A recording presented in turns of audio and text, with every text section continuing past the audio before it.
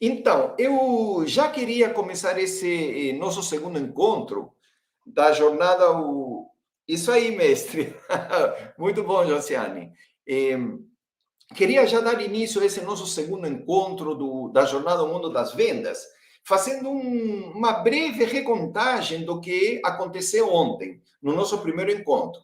Então, eu trouxe uma fotografia, entre aspas, de como o mercado de vendas está. Como está a performance, como estão os desafios de vendedores e gestores de vendas. Para isso, eu trouxe resultados de algumas pesquisas feitas por empresas de mercado, como a Sales Hacker, como a HubSpot, como a CSO Insights, e vimos de que há uma certa constatação no mercado que ainda não estamos fazendo o nosso melhor, que podemos melhorar nossa performance e nossos resultados. Podemos melhorar nossos indicadores, melhorar a maneira como vendemos e fazer com que nossas empresas e nós próprios nos habilitemos a ganhar mais dinheiro. A segunda parte do nosso encontro ontem foi sobre quais são as referências, então, que nos levariam a mudanças positivas. Há algum trabalho feito nesse sentido? Há algum trabalho que permita encontrar pistas assertivas, pistas objetivas sobre o que fazer? E aí, nessa parte do encontro de ontem, eu trouxe melhores práticas no mundo. E constatamos que de todas as iniciativas positivas para melhorar resultados, há duas que são um fundamento. Quando digo são fundamento, me refiro a que sobre ela ou sobre elas repousam as outras iniciativas. As duas iniciativas eram ter um processo organizado de vendas, etapa por etapa, de o que deve ser feito, inclusive com indicadores, para que a gente garanta a obtenção da meta a partir do cumprimento das metas intermediárias dos indicadores, e a outra variável era relacionamento com o cliente, um relacionamento pautado por valor. Então, de maneira resumida, eu disse, olha, sim, no mercado de vendas B2B nós temos e continuamos tendo grandes desafios, mas há luz nesse caminho. E nós vamos trazer luz a partir do que há de mais relevante em vendas, em publicações sobre vendas, mas sobretudo na prática. Eu contei um pouquinho sobre a minha experiência profissional e hoje até vou fazer um gancho, porque muito do que eu aprendi e me trouxe até aqui foi vendendo. Foi como vendedor, foi como gerente de vendas, foi como superintendente comercial. E nós sabemos que em vendas a gente não aprende lendo, a gente aprende fazendo. Mas sempre a referência bibliográfica nos deram uma ajuda. Então hoje vamos falar um pouco mais sobre isso. Eu queria fazer uma consulta a vocês, se podemos dar o tema de ontem como concluído ou se restou alguma observação, alguma dúvida, você queria compartilhar alguma observação em função do que apresentamos ontem. Eu vou ver se aparece alguma dúvida, alguma questão aqui no chat e já respondo. Se houver, respondo. Se não houver, já entramos no mérito da nossa segunda aula. Eu estou vendo aqui mensagens, deixa eu ver. Ainda não teve, não. Ok, não teve. Então, como o chat está aberto, se essa pergunta surgir, então eu tentarei respondê-la no momento oportuno. Combinado? Bom, então vamos focar agora na nossa segunda aula. Teve uma pergunta do Samuel. Opa, Samuel, poxa vida. Se entendi bem, processo e relacionamento são fundamentais para o resultado de vendas. Exatamente. E não sei, Samuel, se você usou por acaso essa palavra fundamentais, que eu uso muito. Ou seja, é fundamento. Em cima dessas duas bases de sustentação, desses dois fundamentos, você pode, por exemplo, criar campanhas de incentivo, sistemas de remuneração agressivos, você pode ter projetos de educação continuada muito bacanas, você pode ter sistema para geração de demanda, você pode ter um CRM bacanérrimo, mas se você não tiver processo, indicadores e um método que te permita construir relacionamento, Um relacionamento que leve o cliente a dizer: você, vendedor, você, fornecedor, é muito valioso para mim, você me ajuda a ganhar mais dinheiro na minha empresa, o resto não vai adiantar muito. Então, eu gostei muito dessa palavra fundamento. Relacionamento é mais delicado. Poxa, exatamente, Samuel, exatamente.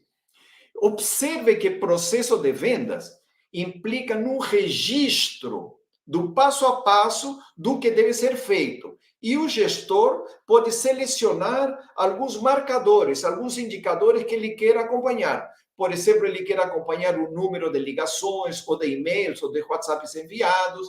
Ele pode querer acompanhar o número de visitas ou reuniões realizadas. Ele pode querer acompanhar o número de propostas apresentadas, taxas de conversão, mas é um trabalho interno. A empresa, aliás, Samuel, você não perguntou, mas vou aproveitar para dar essa dica. Sobre o processo. Você, como vendedor experiente, tem condições de dizer, olha, às vezes que eu fui mais bem sucedido em desafios interessantes em vendas, eu vou lembrar, eu fiz este passo a passo. Vendedor experiente, ele já tem um processo. Ele não tem, talvez, a consciência que está seguindo um passo a passo, mas intuitivamente ele o segue. Então, para as empresas, eu recomendo que ainda não tem processo definido, registrado, que paute a maneira como se vende, reúna os 2 ou 3 melhores vendedores. E a partir desse conhecimento prático de mercado, liste todo o passo a passo, desde que se identifica uma oportunidade até que se feche um negócio. Provavelmente você tenha um descritivo, que um primeiro draft do processo. E depois valide esse draft com a equipe. Depois, terceiro momento, vai a campo e veja se o processo corresponde à maneira como deveria ser feita a venda. Mas é isso mesmo. Processo é um trabalho interno. Agora, relacionamento, Samuel, envolve o outro, né? Envolve o cliente. Então, enquanto você pode fazer um exercício interno para validação no mercado, em termos de processo, relacionamento, você tem que ter um método que permita que você constate que você não entra mais em disputa por preços, da maneira como antes você entrava, que permita que o cliente explicite que é muito bom ter você como parceiro, como fornecedor, um método que permita com que a concorrência seja tratada como um capítulo à parte. Eles têm produtos e serviços que até podem ser análogos ao teu, mas teus insights, tuas recomendações, teu entendimento sobre o negócio do cliente não tem paralelo. E, finalmente, um método que permita que, devido a esse relacionamento, o cliente diga: olha, você fez um trabalho tão bom aqui conosco que eu vou te recomendar em outros clientes. Então, é verdade, Samuel, construir relacionamento baseado em um método é uma coisa muito delicada, mas extremamente prazerosa para quem consegue fazê-lo. Depois me dá um ok, Samuel, se eu conseguir te responder. Aqui tem outra perguntinha do Davidson Manhães. Miguel, uma dúvida. Ontem você falou que o cenário atual da performance está muito aquém do que poderia ser. Sim, Davidson, só ajustando. Eu trouxe informações disponíveis no mercado. Foram entrevistas e pesquisas realizadas por empresas de extrema notoriedade no mercado, como a HubSpot, a CSO Insights, Sales Hacker. Então, isso é que o mercado próprio diz: olha, nós poderíamos fazer melhor, né? Muitos insights vieram ontem, mas por onde devo começar? Davidson, você veio assim na lata, em cima de onde é o cerne na nossa aula de hoje, onde está o coração da aula de hoje. Qual é o primeiro passo, Miguel, nesse cenário de ter referência, processo e método para relacionamento? Qual o primeiro passo para eu começar a transformar a maneira como eu vendo e, portanto, me habilitar a novos resultados? Davidson, se você me aguardar um pouquinho, isso você vai ver muito bem respondido na aula de hoje, ok? Emerson Moura, boa noite. E Samuel diz: muito obrigado, Miguel. Entendi sim. Opa, tá ótimo, tá ótimo. Então, por enquanto, vou considerar que essas perguntas complementam o que apresentamos ontem e eu vou entrar já no mérito de hoje, ok? Então, vocês podem observar, nossa aula de hoje tratará basicamente do entendimento de como as empresas processam a decisão de compra, ou seja, entender o seu processo de compra, de tal maneira que a gente possa, do lado de cá, desenhar, construir, fazer o passo a passo do nosso processo de vendas, de tal maneira que ele dialogue em concordância com esse processo de compra. Nós vamos avançar no nosso processo de vendas da medida em que o cliente avança no processo de compras. Mas antes eu queria entrar num mérito um tanto quanto pessoal. Quando eu estava revisando esse material para a nossa aula de hoje, vieram assim dois insights da minha vida profissional que eu gostaria muito de compartilhar com vocês. O primeiro foi muito no início da minha carreira. Eu sou, por formação, engenheiro industrial, então eu trabalhei um ano, mais ou menos, como engenheiro de planta, e eu percebi que esse não era meu mundo. E eu fiquei encantado com uma palestra que eu assisti dentro da fábrica por um engenheiro que vinha falar sobre equipamentos. Eu disse, nossa, ele está falando de como o equipamento dele pode ser utilizado no nosso aparato produtivo para melhorar os resultados. E a gente aqui, do lado de cá, quem está dentro, tenta sempre maximizar o desempenho do parque instalado. Olha que coisa interessante. E eu achei tão interessante que quando acabou essa palestra, eu fui lá conversar com ele e disse, vem cá, eu estudei engenharia para gerenciar processos produtivos, para aprimorar processos produtivos, para verificar que os equipamentos são os mais adequados, para, em paralelo com o gerente de manutenção, zelar pelo bom funcionamento dos equipamentos. E por aí vai. Mas você vem com uma notícia de mercado. Como uma pessoa como você se prepara? E ele me disse, ô Miguel, eu já estive exatamente no teu lugar. Eu também sou engenheiro, só que ele era mecânico, não era industrial como eu. Então, eu lidava com conserto de máquinas e equipamentos dentro das fábricas. Até que eu descobri o mundo comercial. E o mundo comercial significa que as empresas que vendem máquinas, equipamentos, processos industriais, precisam de engenheiros como nós que possam conversar com engenheiros do outro lado para chegarem a algum consenso e comprarem o que o fabricante vende. E olha, achei assim um insight que mudou a minha vida. Pensei, bom, agora que encontrei meu caminho, porque eu estou muito mais voltado para ajudar as pessoas a entenderem como fazer melhor o seu trabalho, do que estar consertando a toda hora as coisas como são feitas. Resultado disto, eu fui trabalhar em uma outra empresa como engenheiro de vendas. E eu tive uma passagem muito interessante, foi talvez o meu melhor preparo em produto.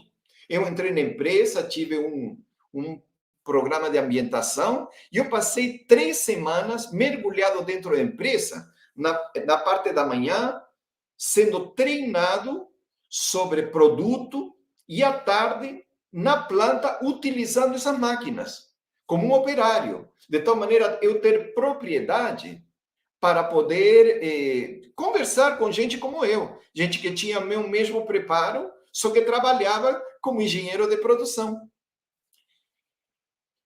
Em um ano de experiência, eu descobri tanta coisa interessante devido a uma única característica: a curiosidade, a entender profundamente qualquer informação sobre meus clientes que tivesse alguma relação com o que eu vendia. Eu vendia equipamentos, máquinas e processos de solda. Então, o que eu fiz? Ninguém me disse isto. Me disseram, olha, Miguel, você já domina a parte elétrica e metalúrgica da solda. Este é nosso portfólio. Você já conhece os equipamentos. Você já sabe usá-los. Vai e venda. e me deram um território, uma área geográfica para vender. Falei, tá bom. Mais nada. Eu fui até o primeiro cliente e eu não sabia o que dizer. Eu tinha cartão de visita, na época se usava cartão de visitas, eu me apresentei e disse para ele, engenheiro, é uma maneira tradicional de tratar nesse mercado, engenheiro fulano, como vai? Eu sou engenheiro tal, muito obrigado por me receber, eu queria dizer que estou à sua disposição, sempre que o senhor precisar de um equipamento, uma máquina, lembre de mim, nós temos as melhores máquinas, e assim fiz algumas vezes. Eu pensei, será que esta é a melhor maneira de vender? Falando como a minha empresa é maravilhosa, como meus produtos são soberbos, e ficar torcendo para que ele me chame? Na minha intuição, venda não tinha a ver com ficar sentado esperando. Então, pensei, o que eu posso fazer para encurtar o tempo no qual eu volto a conversar com ele? E sabe o que eu fiz? Comecei a visitar essas empresas, comecei a estabelecer assim um bom relacionamento com vigias, porque são indústrias, então tem vigias, tem porteiros, tem recepcionistas, tem secretárias, e eu chegava na planta e já conhecia os engenheiros de planta e dizia, olha, eu gostaria de fazer um levantamento sobre quantas máquinas vocês têm, há quantos anos estão funcionando, se há uma renovação do parque de máquinas já planejado. E eu comecei a fazer, ontem me fizeram uma pergunta, né, sobre BI, eu comecei a fazer um trabalho de inteligência de meus clientes, mapeando tudo, de tal maneira que eu reverti essa espera do cliente me ligar, na época era só telefone, né? Do cliente me ligar para dizer, Miguel, estou precisando que você me apresente uma proposta que eu preciso comprar 2 ou 3 máquinas. Eu me antecipava e dizia, meu caro gerente de produção ou gerente da planta, o senhor tem 5 máquinas, 2 das quais estão próximas a caducarem o período de garantia. O senhor já tomou alguma decisão sobre o que fazer? Só esta informação já trazia uma percepção que eu era um profissional diferenciado. Qual a relação, Miguel, dessa história com o que você está contando? Mergulhar na compreensão do cliente e do seu processo de compra. A segunda anedota que eu lembrei, assim muito claramente, isto pode acontecer com qualquer um de vocês. Esta foi no ano 94, lembro perfeitamente, janeiro de 94. E estava indo eu fazer um desses cursos rápidos de pós-graduação na UCLA, na Universidade da Califórnia, em São Francisco. Então, o voo era Rio, São Paulo, Lima, por acaso, onde eu nasci, e Lima já ia pelo Pacífico, Los Angeles, e Los Angeles, São Francisco. E era um trecho Lima-Los Angeles que você não sabia o que fazer, e era durante o dia. Aí eu comecei a andar no corredor do avião e vi uma pessoa que me pareceu simpática. Aí ele sorriu para mim, eu sorri. Na verdade, como está o senhor? Eu cumprimentei. Deixe-me apresentar. Ele era o diretor financeiro da Companhia Siderúrgica Nacional, a CSN. E como ele estava viajando com a esposa de férias, eu estava indo para fazer um curso de curta duração, 2 semanas, e começamos a conversar. Eu trabalhava, na época, numa empresa que vendia programas de desenvolvimento executivo na área de finanças. E olha a coincidência, ele era o diretor financeiro da CSN. E eu disse, Paulo, o nome dele, Paulo, me conta, quais são os teus principais desafios liderando a área financeira da CSN? Aí ele me contou sobre o relacionamento com o mercado, com instituições financeiras, e como eu tinha esse drive pelo lugar no qual eu trabalhava, eu posso até dizer qual era o IBMEC, e meu chefe na época era o atual ministro da Economia. Então eu disse para ele, Paulo, me conta, e o desenvolvimento das pessoas que trabalham na tua área? Falei, Miguel, você está mencionando um aspecto que para mim é crítico. Eu tenho gerentes muito bem preparados, mas eu acho que eles ainda não foram expostos a operações financeiras de primeiro mundo. Eu tenho uma equipe de supervisores e coordenadores que também não. Então, como você disse que trabalha no IBMEC, que tal se a gente conversa depois? Miguel, qual a relação disto com a nossa aula 2? Mergulhar na compreensão das circunstâncias, dos problemas, dos desafios, das dores que os clientes vivem. Em momento algum, opa, Emerson Moura, boa noite, Miguel Farma. Sim, Emerson, se você permitir, no final, a equipe vai me passar uma relação de perguntas de tudo que vocês postarem no chat. Pode ser, Emerson? Eu te agradeceria. Então, ele me disse, Miguel, eu sei que você trabalha no IBMEC, e o que eu gostei é que você não me abordou, mesmo sabendo que eu sou o diretor financeiro de uma grande empresa como a CSN, aqui no estado do Rio, em Volta Redonda, e você começou a me perguntar sobre mim, sobre a minha empresa, sobre meus desafios, sobre minha estrutura, sobre a competência das minhas equipes, sobre o meu processo na área financeira, para depois propor uma conversa. Se eu resumir a minha primeira experiência de fazer um checklist de equipamentos dentro do meu cliente com uma conversa no avião, tem um elemento em comum: mergulhar no entendimento do cliente. Não existe empresa, eu vou ser bem enfático, não existe empresa que opere no 100% da sua capacidade. Sempre há oportunidade de fazer mais ou de fazer melhor. Portanto, quem está do lado de cá como um potencial fornecedor dessas empresas tem que mergulhar e entender como eu posso servir a essas empresas através dos meus produtos e serviços. Então, eu lembrei muito dessas duas histórias e mesmo que intuitivamente, para mim já ficava claro que o que me faria ser diferente nesse mercado concorrido, nesses mercados concorridos, era uma postura, uma atitude, um comportamento diferente. Não pautado em mim, na minha empresa, nos meus produtos, mas sim neles. Depois, claro, com o passar do tempo, eu fui validando esses conhecimentos, fazendo, como eu mencionei ontem, mestrado, doutorado aqui no Brasil e algumas certificações internacionais, mas todas elas só vieram a confirmar tudo o que eu tinha vivido e aprendido na prática e que agora eu quero compartilhar com vocês. Então, vou avançar aqui, passando para a nossa agenda, né? Então, hoje vamos tratar de processos de vendas e compras e eu tenho aqui uma sequência de itens.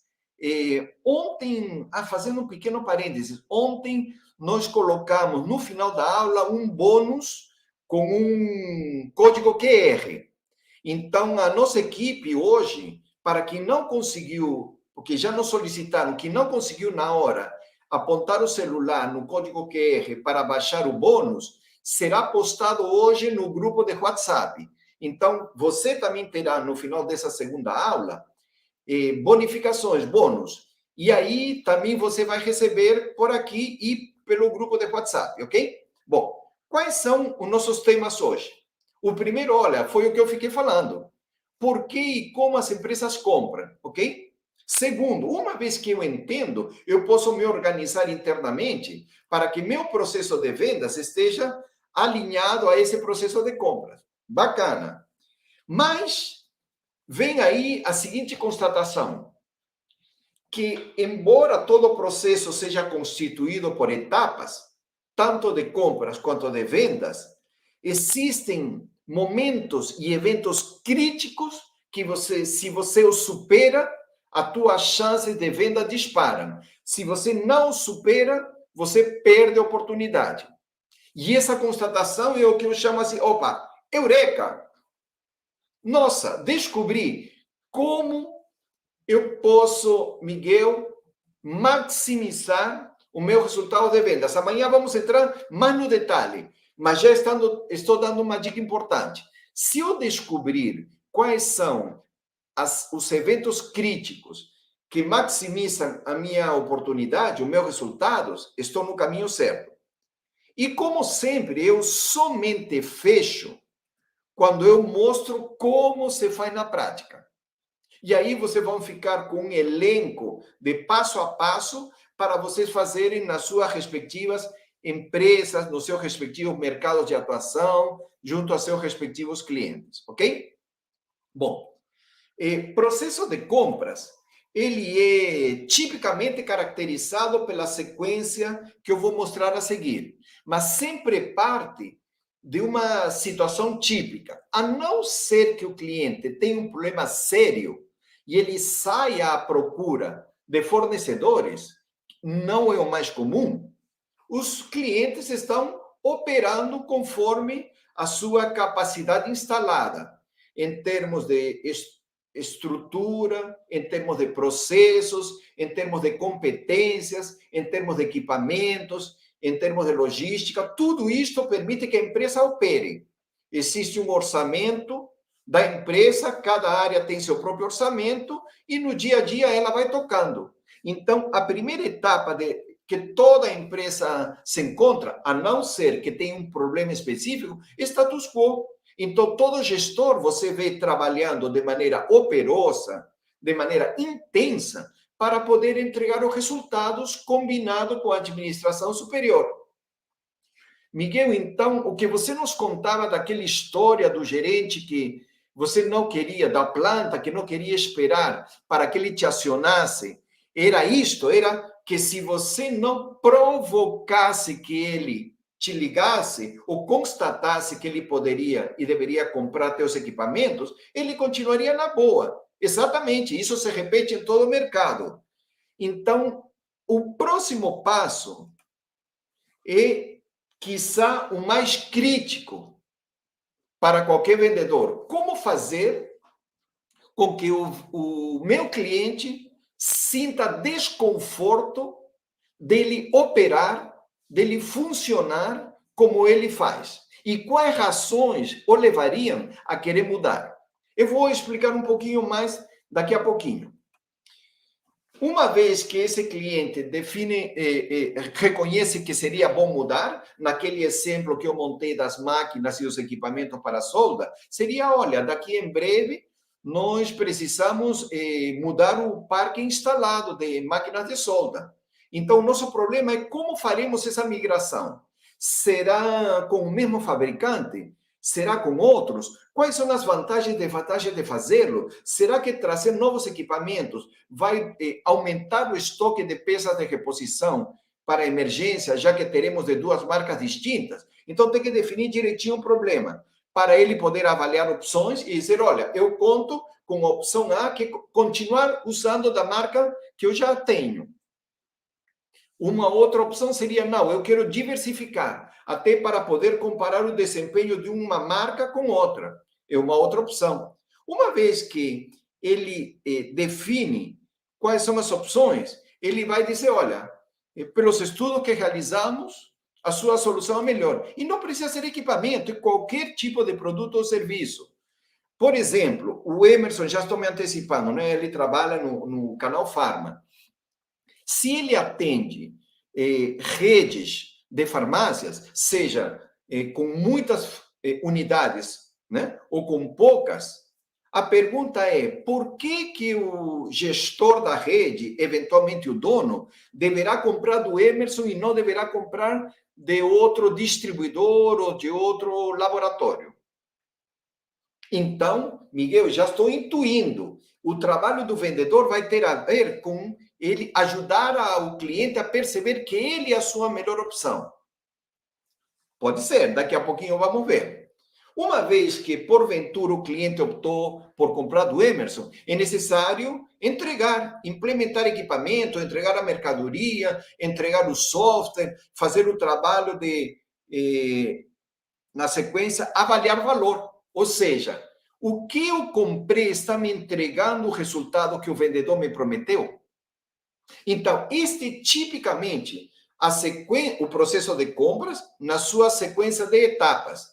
Então, dependendo de em que momento, em que estágio se encontrar o cliente, eu deverei entrar de uma determinada maneira. Se ele está no momento inicial, ele não vê nenhuma necessidade de comprar, ele não está procurando nenhum fornecedor, minha abordagem deve ser uma.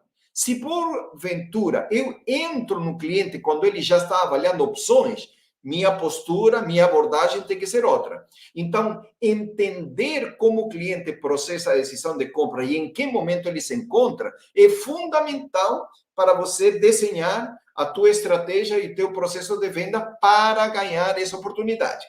Vamos ver a contrapartida. Como seria o processo de vendas, então? Primeiro é abordar clientes que tenham algum determinado perfil com um determinado speech. Então, para polarizar e dizer como não deve ser feito, seria escolher qualquer cliente aleatoriamente, ligar para ele ou mandar um WhatsApp ou um e-mail. Gostaria muito de agendar uma reunião com o senhor para apresentar a minha empresa e seus produtos. Essa seria a abordagem do extremo, do que nunca deve ser feito.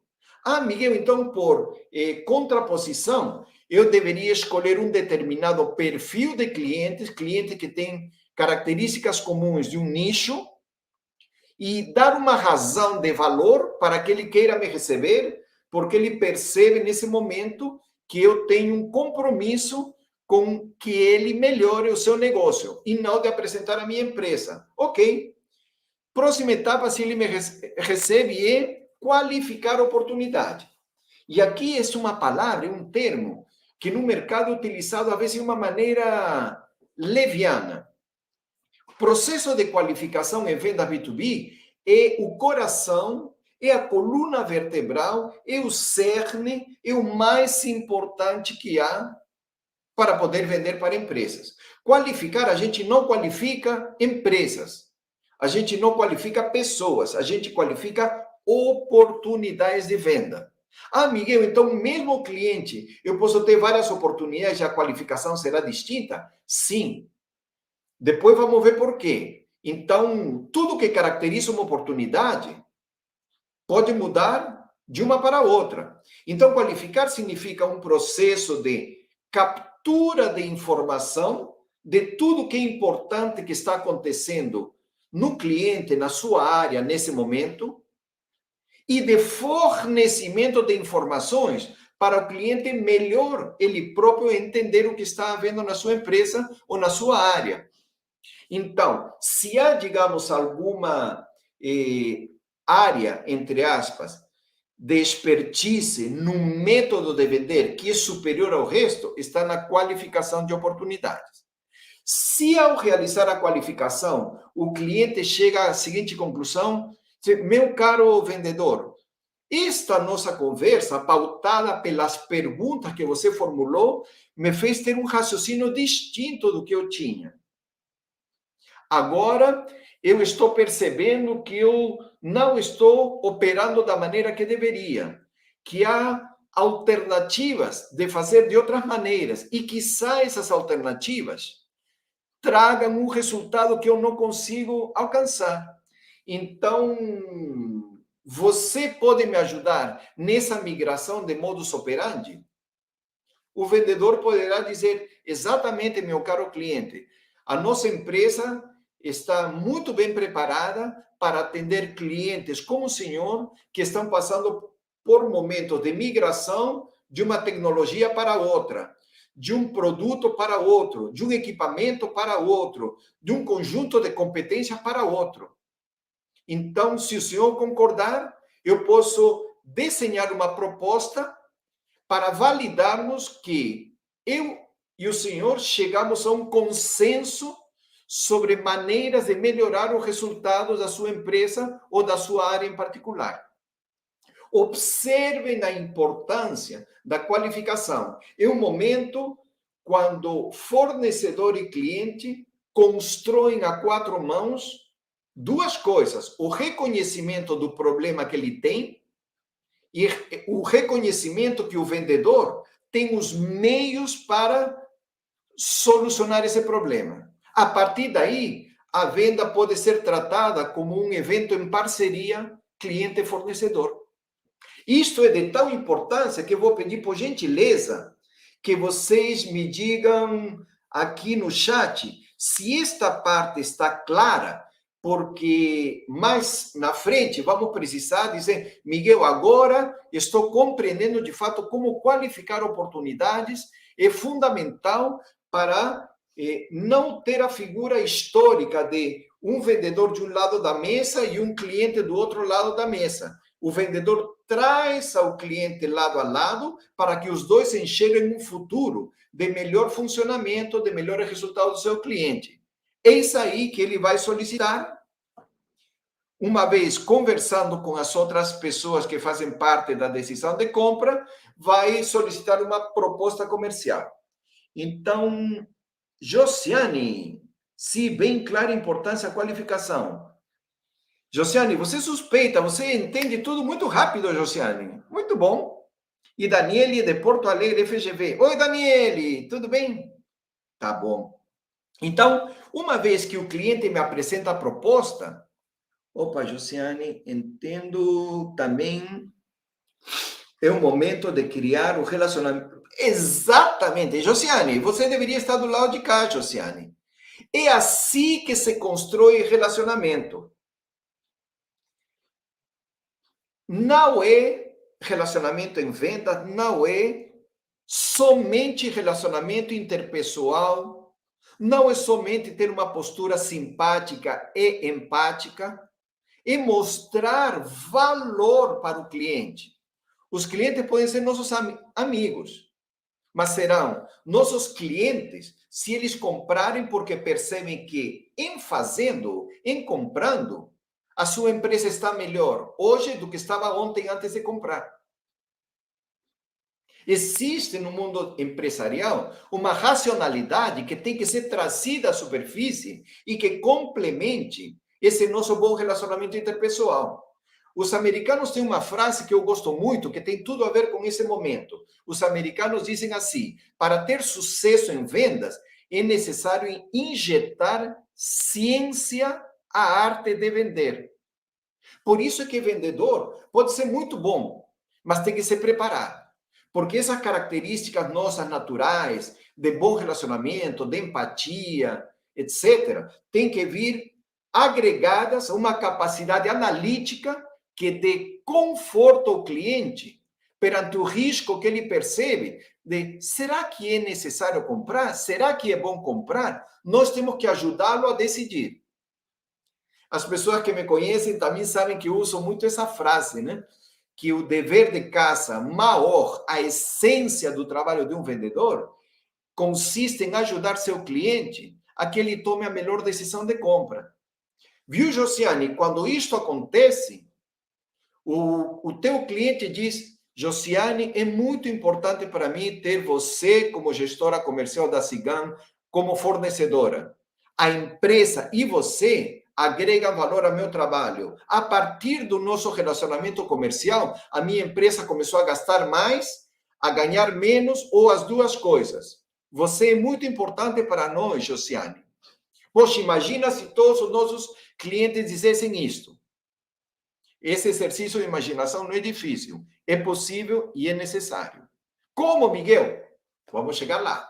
Então, uma vez que o cliente apresenta a proposta, bom, enfim, às vezes é necessário algum tipo de negociação, não necessariamente de preço, pode ser de prazo de entrega, pode ser em torno de um cronograma, pode ser na forma de pagamento, enfim, e fecha. Que cabe ao cliente, ao fornecedor, entregar o que ele vendeu e, na sequência, isto é muito importante, na sequência, verificar com o cliente que a promessa que ele, vendedor, fez, que seu cliente ganharia mais dinheiro, que seu cliente gastaria menos, ou as duas coisas, aconteceu. De fato, nós vendedores nunca vendemos produtos, serviços, soluções. O que nós vendemos para empresas é melhoria de resultados. O nosso portfólio é o meio. O que o cliente compra é ganhar mais dinheiro. Aí cabe uma pergunta bacana. Eu, vendedor, estou preparado para ajudar o meu cliente através do meu portfólio a que ele ganhe mais dinheiro? Essa é uma resposta que vamos construir juntos. E se o cliente constatar que fez muito bem em comprar e que a promessa foi cumprida, vão acontecer duas coisas. Uma primeira, vai abrir uma janela de oportunidade para eu fazer upselling e cross-selling, ou seja, para vender serviços e produtos de maior valor agregado ou produtos e serviços que complementem o que ele já comprou. Em outras palavras, diversificar o meu portfólio de venda para ele. Essa é uma coisa que acontece. Qual a segunda, Miguel? A segunda é referências, indicações de outros possíveis clientes. Ontem nós vimos, né, naqueles resultados da pesquisa que eu mostrei, que um percentual muito alto, na faixa de 90% de clientes, estão muito dispostos a indicar vendedores que se revelam valiosos para eles. Miguel, você está dando pistas interessantes. Evidente. Isto é produto de muitos anos no mercado, muitos anos vendendo, muitos anos liderando equipes de venda, muitos anos também em projetos de consultoria e de capacitação de outras empresas. Então, eu tenho enorme conforto em poder afirmar, funciona. Mas, Miguel, então você nos mantém em suspense. Deixa eu ver o que escreveram aqui. Aprender sempre. Muito bem, Marinela. Tem uma música, Marinela, eu acho que é do Beto Guedes, que diz o seguinte: já sabemos a lição de cor, só nos resta aprender. Lembra? Esse chamado clube de esquina, né? É isso mesmo, Marinela. É isso mesmo. Você não vem, mas aqui eu estou cercado de livros, referências bibliográficas, eu adoro ler, estudar, mas para mim isso só tem valor se eu coloco em prática. E se eu colocar em prática, me ajuda a vender mais. Aí digo, bom, esse conhecimento codificado dessa maneira é bacana. Então, você poderia dizer para mim, Miguel, você nos disse no início que nesse alinhamento entre compras e vendas haviam eventos críticos que, se superados, a minha chance de sucesso disparam. Quais são? Há duas etapas no processo de compras e duas etapas no processo de venda que eu vou trazer a vocês e vou mostrar por que são críticas. Porque se o cliente se encontra, digamos, naquele estado... Gabriela, sabe, Gabriela? Eu nasci assim, eu sou assim, eu serei assim. Alguém que não quer mudar, não tem para que comprar. Não tem por que comprar. Miguel, então, as pessoas dentro das empresas não compram porque não vem motivo aparente para comprar. Então, somente haveria duas ocasiões para comprar. Uma primeira, porque aconteceu um fato inesperado, que leva o cliente a precisar comprar. Ou porque alguém bate a porta e faz uma proposta de diálogo, de reunião, de conversa, para trocar ideias sobre possibilidades do cliente fazer melhor o que ele já faz bem.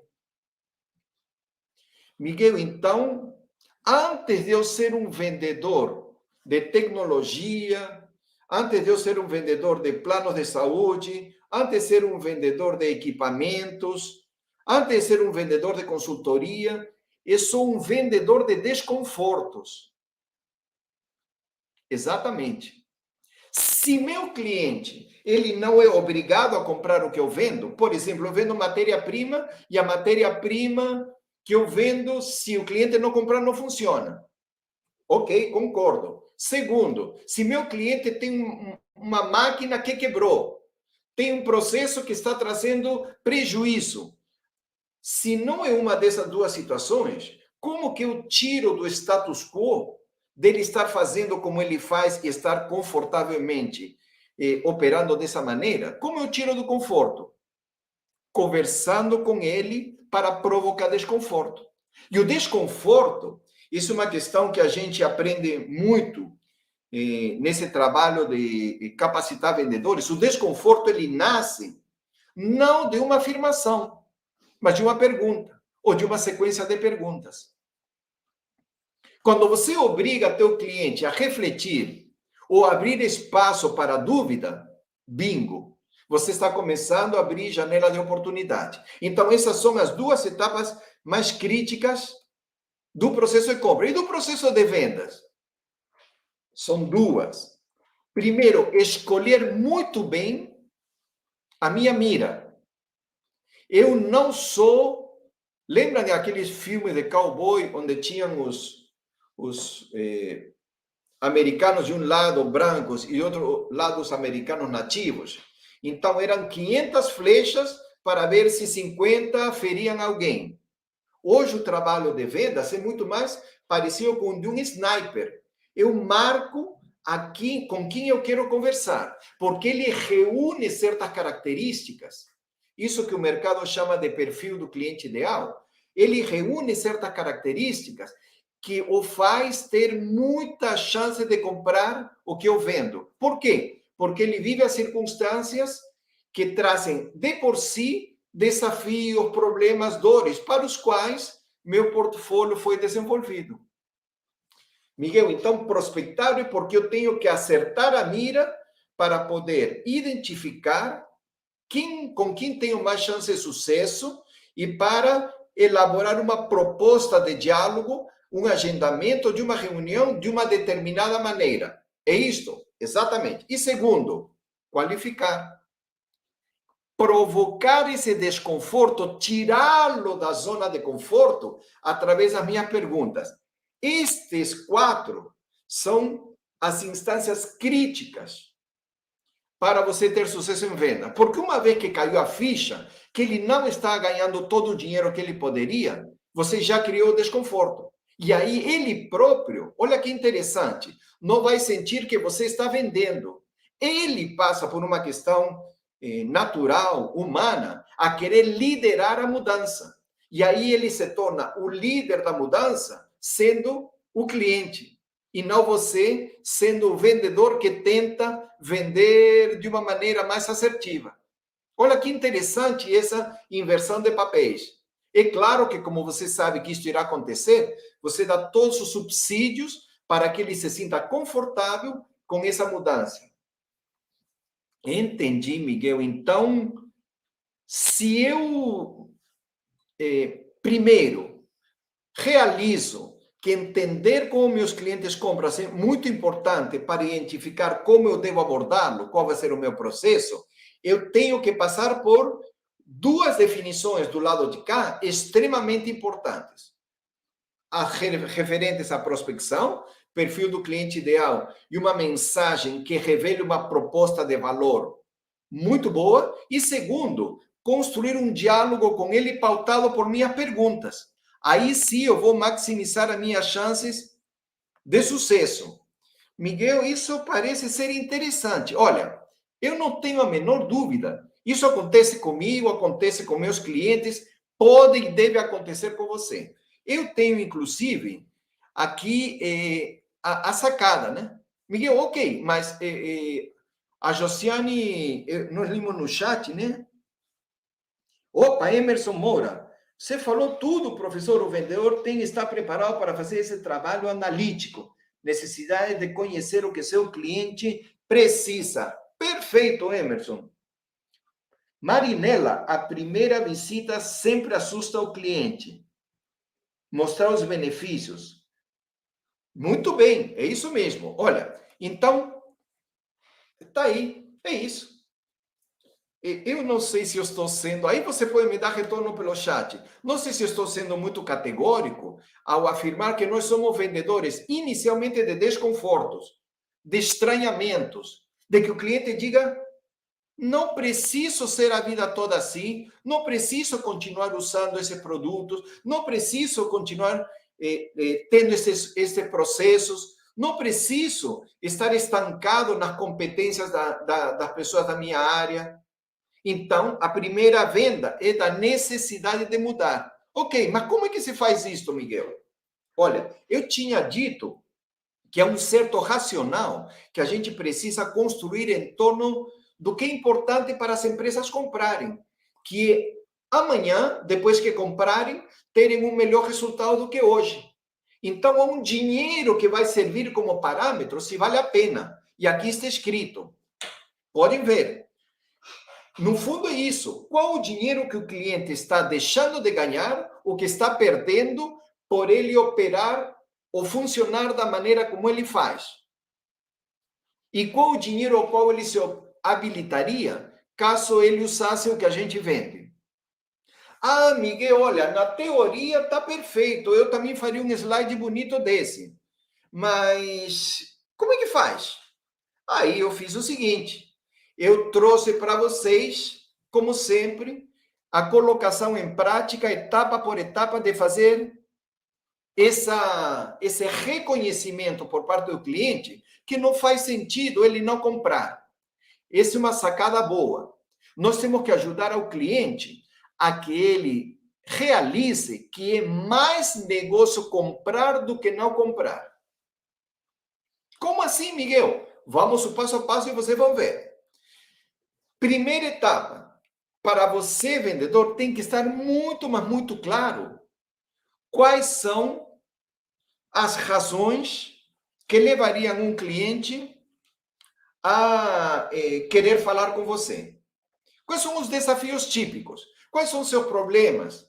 Quais são as dores que ele tem? Eu posso citar inúmeras. Por exemplo, eu que sempre trabalhei na área de vendas, eu tinha problemas do tipo: uma equipe de venda com resultado heterogêneo, alguns poucos que faziam a maior parte do resultado, alguns vendedores com taxas de conversão muito baixas, apresentavam 10 propostas e convertiam uma, alguns vendedores que eram intimamente apaixonados por descontos, sacrificando a margem da empresa. Então, dependendo de quem fosse o interlocutor, se um gestor de RH, um gestor de marketing, um gestor de TI, um gestor de logística, de produção, de vendas, eles vão ter tipicamente dores. Então, primeiro tem que ficar muito claro para mim, vendedor, quais são esses desafios, essas dores. Entendi, Miguel. Segundo, como é que meu cliente avalia o seu desempenho nas áreas nas quais ele revela essas dores? Por exemplo, se eu quero vender equipamento para a indústria, eu posso querer averiguar. Meu caro gerente da planta, o senhor avalia que parâmetros, quais são os indicadores que o senhor utiliza? Eficiência ou produtividade, e número de peças defeituosas, e o custo total por produto, e o lead time, e... Opa, Miguel, já vou pegando. Então, na medida em que tem dores e ele mede, de alguma maneira, eu daqui a pouco vou dizer, olha, meus produtos e serviços produzem melhores resultados nesses indicadores. Portanto, não é negócio você continuar fazendo como faz. Essa é a segunda etapa. A terceira, quais são os impactos positivos do que você vende nesses indicadores? Por exemplo, vamos continuar no exemplo do equipamento, já que iniciei com ele.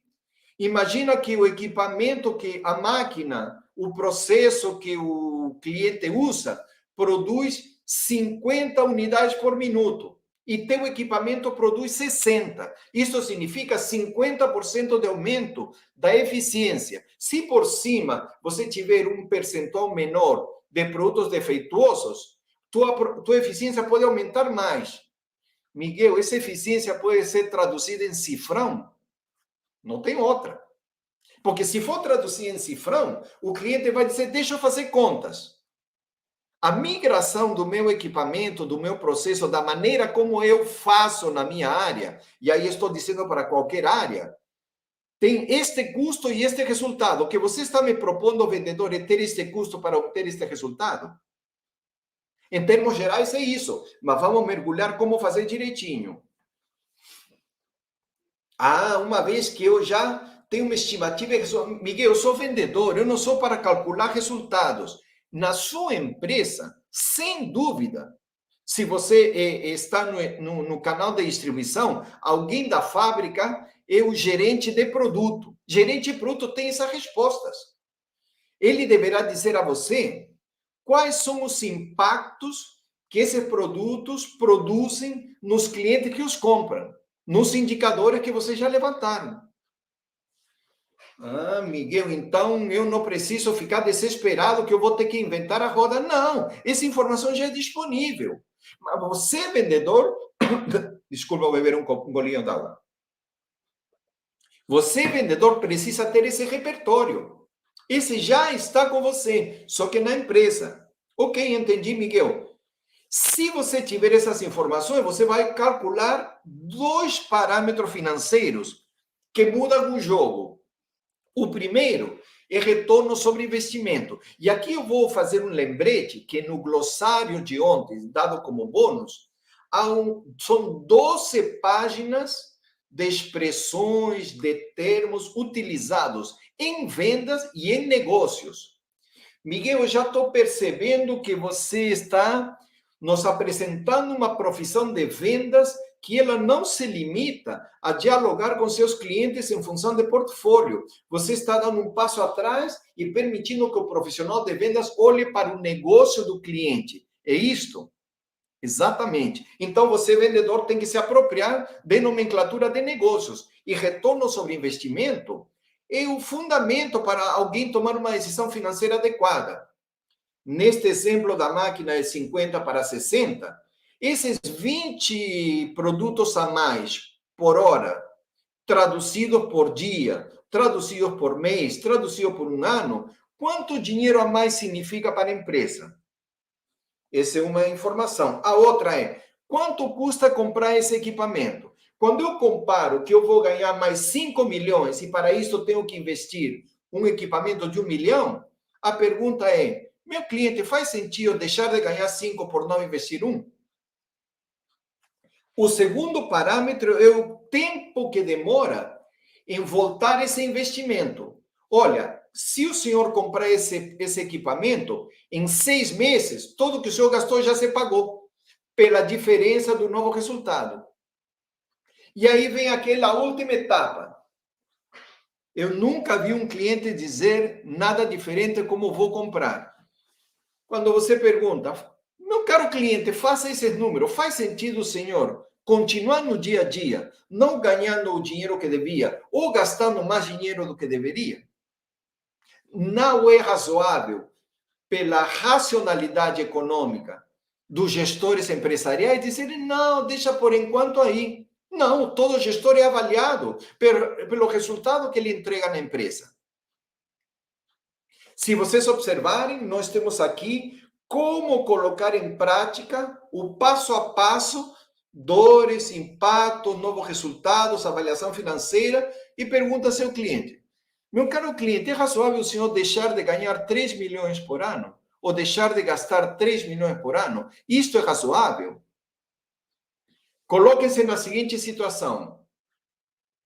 Quando vocês abordam seu cliente e tem uma conversa com ele pautado na melhoria mensurável do melhor resultado, vocês acham que ele vai colocar vocês contra a parede por preço?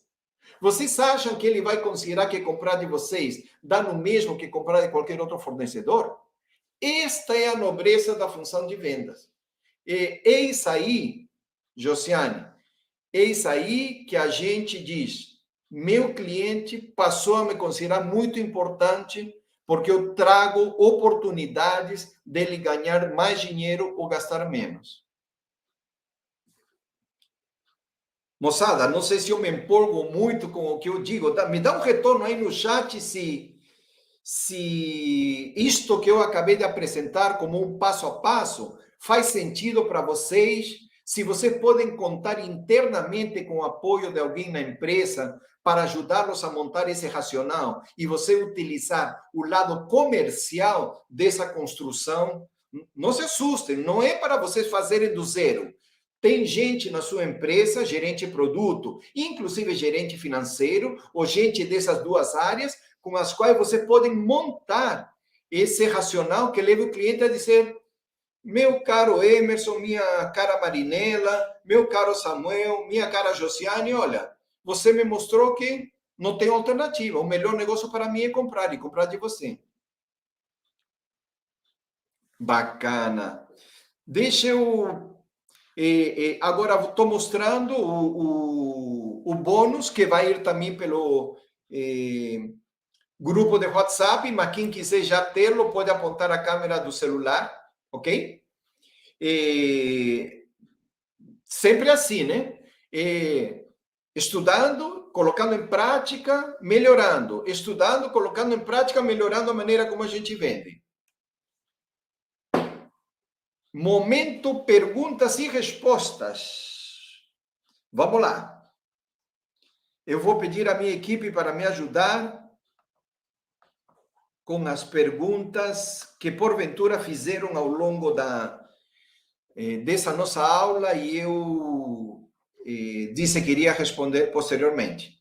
Sim, também deixo aberto esse nosso canal de comunicação para vocês fazerem qualquer tipo de pergunta, observação, ok? Aproveita para explicar o bônus. O que é o bônus? Sim. Este bônus anterior, né? Isso. Então, me pediram agora a equipe para explicar sobre esse bônus chamado Bibliografia do Mundo das Vendas B2B. Eu relacionei aqui, vocês vão ver nesse código QR, ou quando vocês receberem a mensagem pelo grupo WhatsApp, que é uma relação bibliográfica de livros que poderão fazer toda a diferença na sua compreensão e na sua colocação em prática de novas maneiras de vender. Todas elas eu li e recomendo muito. Então, leia com carinho, faça uma prioridade, não precisa comprar tudo ao mesmo tempo. Alguns deles estão, inclusive, na internet como PDF gratuito. Então, a minha forte recomendação é que vocês tomem essa referência como importante para. Opa, aqui eu estou vendo uma resposta, Marinela. Fantástico, muito bom, obrigado. Rômulo Feitosa, total sentido. Leandro, Bispo, mesma coisa. Marinela, muito top. Poxa vida, fiquei feliz. Opa, Josiane, cada vez que Josiane escreve uma tese de doutorado, da importância que ela traz. Como calcular o ROI na venda de serviços? Por processos que irão ser melhorados ou também levar em conta os processos que serão substituídos? Perfeito, Josiane, são as duas coisas. É o dinheiro que ele passa a ganhar e o dinheiro que deixa de perder. Emerson Moura, valeu, fez todo sentido os processos. Exatamente. Meus caros, olha, vou consultar a minha equipe. Caramba, 1h05. Não, desculpe, não sei se eu me empolguei, vocês me perguntaram muita coisa, mas Marinela, eu agradeço muito tuas palavras, Marinela. Bacana. Então, eu dou essa pergunta como realizadas, a não ser que a minha equipe passe alguma pergunta em particular. E só para fazer o convite da nossa aula de amanhã. Amanhã vamos entrar, assim, talvez no ápice desses nossos encontros. Como maximizar oportunidades de venda. E aqui vou tratar de 3 assuntos. Primeiro, como surgem oportunidades, já que elas não caem do céu. Então, a gente tem que criá-las, tem que desenvolvê-las. Miguel, como é que faz? Amanhã vamos conversar com isso. Outra questão importante é que talvez o profissional que tem o maior respeito social é o médico, porque ele passa a vida estudando, se preparando, pesquisando, para cuidar do outro, não para cuidar de si. E vamos ver se há um paralelo possível entre o trabalho de um vendedor e o trabalho de um médico. Há um paralelo interessantíssimo, e isso pode nos trazer luz sobre como melhorarmos a maneira como vendemos. Isso vai nos levar naturalmente para entrar no tema que está permeando as nossas conversas, que é consultoria de negócios como um novo escopo de trabalho do vendedor, e para isso ele precisa de um método. E é sobre isso que vamos tratar. Então, se você não tiver nenhuma outra observação, eu agradeço muito a participação de cada um de vocês, agradeço a minha equipe que nos deu todo esse apoio, e esta live será disponibilizada a sua gravação, e fiquem à vontade para replicá-la a quem vocês achem que tem algum aprendizado a ter com o que nós expomos hoje, tá bom? Da minha parte, mais uma vez, muito obrigado por terem me acompanhado até agora. Um forte abraço, então. Até amanhã.